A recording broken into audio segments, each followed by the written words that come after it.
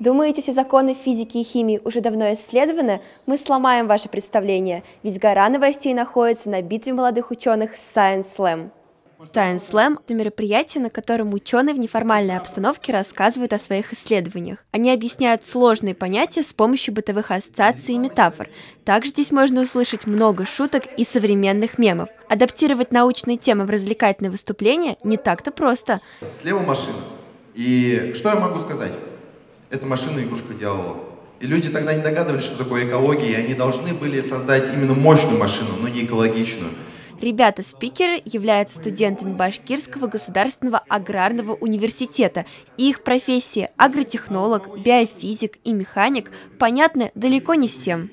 Расскажи о своем выступлении. На Science Slam я первый раз выступал на таких научных работах. Я больше по театральному, получается, продвигаюсь.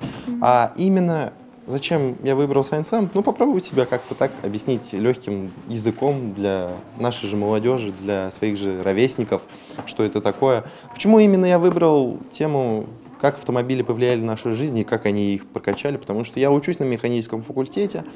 Формат мероприятия очень необычный. Победитель определяется не по оценкам жюри и голосованию участников, а по уровню шума после его выступления. Организаторы замеряют громкость аплодисментов, возгласов и топота с помощью шумомера, так что жульничать не получится. У участников есть всего 10 минут, чтобы представить свою работу и заинтересовать зрителей. Расскажи про свое выступление. Мое выступление называется «Разводить нельзя, клонировать», и в формате своего выступления я рассказываю про клонирование коров. Как я пришла к этой теме, все очень просто. Я сидела на паре и думаю, а можно ли клонировать корову? Потом узнала, что можно, и такая, я должна рассказать об этом всем. Я хочу показать это всему миру. Настина выступление набрало много шума. Это и неудивительно, ведь она действительно хорошо разобралась в своей теме. Однако у нее были очень сильные конкуренты.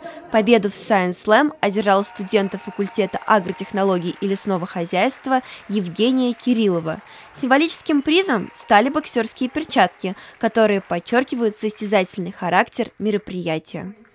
Подобные мероприятия помогают привлечь интерес нового поколения к научной деятельности. Кто знает, может быть, среди этих ребят находятся новые Менделеевы и Эйнштейны. Алина Тагирова, Тимур Кашаев. Специально для «Горы новостей».